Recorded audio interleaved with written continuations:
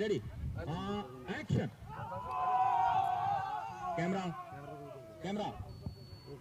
दोस्तों, अगर आपसे सुपर हीरोज के बारे में पूछा जाए तो आप डेफिनेटली स्पाइडरमैन, सुपरमैन, बैटमैन और क्रिश जैसे सुपर हीरोज का नाम लेंगे। लेकिन अगर आपसे पहले इंडियन सुपर हीरो के बारे में पूछा जाए तो आप 90 के दशक का वो लाल ड्रेस वाला, गोल गोल घूमने वाला और गोल गोल घूमकर हवा में उड़ने वाला सुपर हीरो शक्तिमान तो याद ही होगा ना। जी हाँ, लेकिन कैसे इस सुपर हीरो को बनाया गया था, क्या आप ये जानते हैं? कैसे इसकी शूटिंग की जाती थी, क्या आप ये जानते हैं? तो दोस्तों, आज के इस वीडियो में हम जानेंगे इन्हीं सब के बारे में, तो बने रहिएगा वीडियो में लास्ट तक। हो सकता है कि आपकी कुछ पुरानी यादें भी ताजा हो जाएं। चलिए देखते हैं कि आखिरकार शक्तिमान कैसे शक्तिमान बना। शक्तिमान भारत का पहला ऐसा सुपर हीरो था जो न सिर्फ बच्चों के बीच में बल्कि नौजवानों से लेकर बुजुर्गों के बीच में भी काफी पसंद किया जाता था। शक्तिमान के बारे में इसके निर्माता और निर्देशक मुकेश खन्ना ने एक इंटरव्यू के दौरान बताया था कि उन्हें शक्तिमान बनाने का आइडिया एक मूवी देखने के बाद आया था। इसी तरह सीरियल के डायरेक्टर दिनकर जॉनी के मुताबिक इस सीरियल को पहले आकाश नाम से बनाए जाने का विचार था, क्योंकि सीरियल का हीरो आसमान से आता है। इसकी स्टोरी दिनकर जॉनी और मुकेश खन्ना ने राजश्री प्रोडक्शन को सुनाई,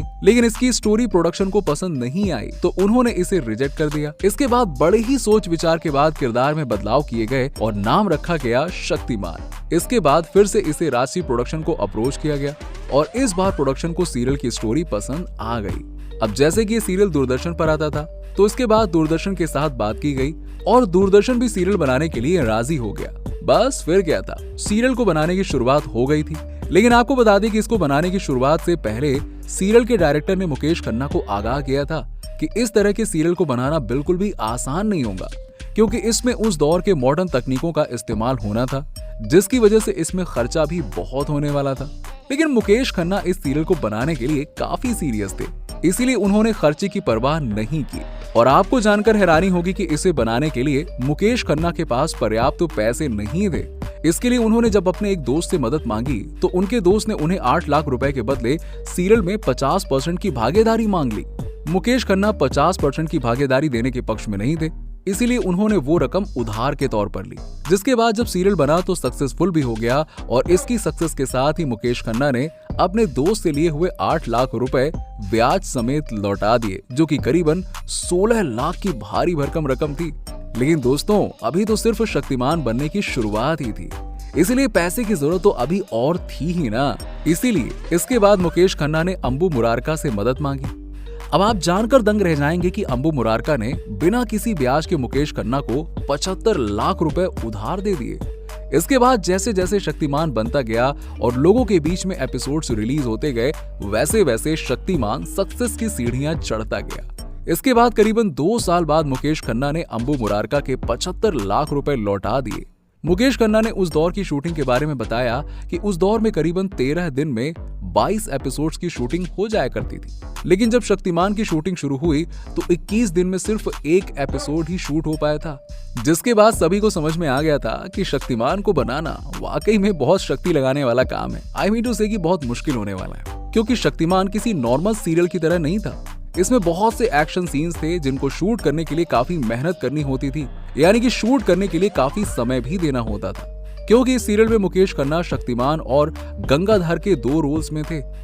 जैसा कि हम सभी जानते हैं कि किसी फिल्म या सीरियल का किरदार कहीं ना कहीं किसी न किसी से इंस्पायर जरूर होता है। तो आपको बता दें कि शक्तिमान में गंगाधर का किरदार एक अमेरिकी कॉमेडियन से इंस्पायर था, क्योंकि कहा तो यही जाता है कि गंगाधर अमेरिकी कॉमेडियन जेरी लुइस से प्रभावित था और इसकी पुष्टि मुकेश खन्ना ने एक पुराने इंटरव्यू में भी की थी। और इस किरदार को ऐसा इसलिए चुना गया था ताकि किरदार फनी रहे और बच्चों के बीच में पॉपुलर हो सके। और सीरियल रिलीज होने के बाद वाकई में ऐसा ही हुआ। बच्चों पर तो इसका प्रभाव इतना ज्यादा हुआ कि कुछ बच्चे शक्तिमान की तरह गोल गोल घूमने की कोशिश करने के दौरान चोट भी खा जाते थे, जिसके चलते बाद में सीरियल में चेतावनी भी जारी की जाने लगी थी कि इस तरह के स्टंट को घर पर ट्राई ना करें। लेकिन बच्चों के साथ हुई दुर्घटनाओं की खबरों के चलते कुछ लोग सीरियल को बंद करने की मांग करने लगे, जिसके कुछ समय के बाद अचानक से शक्तिमान को बंद कर दिया गया। क्योंकि शक्तिमान को बंद करने की मांगों के दौरान ही शक्तिमान बंद हुआ था, इसलिए माना गया कि बच्चों के साथ हो रही घटनाओं के चलते ही शक्तिमान को बंद कर दिया गया, जबकि बाद में पता चला कि इसकी वजह कुछ और ही थी। जी हाँ, अब आपको बता दें कि शक्तिमान शुरुआत में शनिवार को सुबह और मंगलवार को रात में आता था। एक इंटरव्यू के दौरान मुकेश खन्ना ने इस बारे में बताया था कि इसके लिए वो दूरदर्शन को 3,80,000 रुपए की फीस देते थे, लेकिन जब शक्तिमान को संडे के दिन भी चालू किया गया तो 7,80,000 रुपए की फीस देनी पड़ गई थी। लेकिन फिर भी मुकेश खन्ना शक्तिमान को संडे के दिन चलाते रहे। इसके बाद जब शक्तिमान के 104 एपिसोड पूरे हो गए तो इसके बाद फीस को बढ़ाकर 10,80,000 रुपए कर दिया गया। इसी तरह बाद में फीस को 16 लाख तक किया जाना था, जिसके चलते मुकेश खन्ना नुकसान में जा रहे थे। इस वजह से उन्हें शक्तिमान को बंद करना पड़ा। इस तरह शक्तिमान की कहानी पूरी होने से पहले ही ये शो बंद हो गया। अब आपको बता दें कि शक्तिमान 1997 में शुरू हुआ था और इसे सरकारी चैनल दूरदर्शन पर प्रसारित किया जाता था। अब ऐसा भी नहीं है कि उस दौर में दूसरे टीवी सीरियल्स नहीं आया करते थे, बिल्कुल आया करते थे, और वो भी भारी भरकम बजट के साथ। लेकिन इसके बावजूद शक्तिमान की जब शुरुआत हुई तो इसने उस दौर में सीरियल्स की दुनिया में नए आयाम छुए और नए कीर्तिमान स्थापित किए। अब आपको बता दें कि इसका प्रसारण टीवी पर 2005 तक होता रहा और जब तक ये सीरियल टीवी पर प्रसारित होता रहा उन सालों में नंबर 1 सीरियल रहा। उस दौर में बच्चों के लिए शक्तिमान परियों से भी ज्यादा कीमती हुआ करता था। बच्चे परियों की कहानी भले ही ना सुने, लेकिन शक्तिमान को देखे बिना भला कैसे रह सकते थे यार। शक्तिमान की छोटी छोटी मगर मोटी बातें बच्चों से लेकर बड़ों तक को बहुत पसंद आती थी। लेकिन दोस्तों उस दौर में आज की तरह टेक्नोलॉजी इतनी हाई फाई नहीं थी। तब इस तरह के सीरियल को बनाना वाकई में इतना आसान भी नहीं था।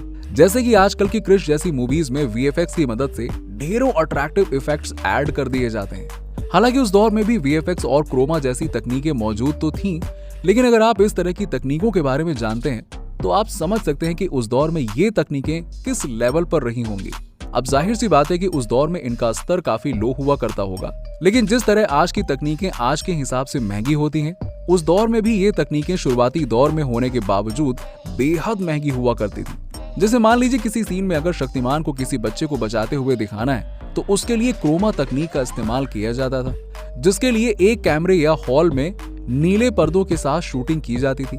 सारे सीन्स को शूट कर लिया जाता था और उसके बाद क्रोमा तकनीक की मदद से पर्दे के बैकग्राउंड को हटाकर जंगल वगैरह का सीन क्रिएट कर दिया जाता था। इसी तरह शक्तिमान के हाथों से निकलने वाली पावर्स वगैरह को निकलता हुआ दिखाई देने के लिए स्पेशल इफेक्ट्स की मदद से उसे ऐड कर दिया जाता था। इसी तरह किसी किसी सीन में जब गंगाधर को हवा में उड़ते हुए दिखाया जाता था तब उस सीन को शूट करने के लिए क्रेन के बजाय बारीक तारों को बांधा जाता था और उन तारों के साथ गंगाधर को बांधकर हवा में उड़ने वाले सीन्स को शूट कर लिया जाता था। ऐसे सीन्स को शूट करने के बाद जिन तारों से किरदार को बांधा जाता था उन्हें बाद में एडिटिंग करते वक्त हटा दिया जाता था। ऐसा करने के बाद ऐसा लगता था कि गंगाधर वाकई में हवा में उड़ रहे हैं, जो कि देखने में काफी ज्यादा शानदार लगता था।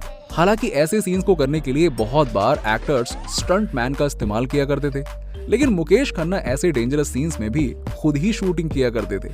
ऐसे ही एक सीन की शूटिंग के दौरान मुकेश खन्ना एक बार 100 फीट की ऊंचाई से गिरकर घायल भी हो गए थे। इस एक्सीडेंट में उनके पैर की हड्डी टूट गई थी, जिसकी वजह से उन्हें महीनों व्हील चेयर पर गुजारने पड़े थे। वैसे दोस्तों शक्तिमान के कितने एपिसोड्स आपने देखे हैं और शक्तिमान देखने के लिए आपने क्या क्या हरकतें की हैं, जरा कमेंट सेक्शन में कमेंट करके बताइए और वीडियो पसंद आई हो तो इसे लाइक जरूर कर दीजिएगा।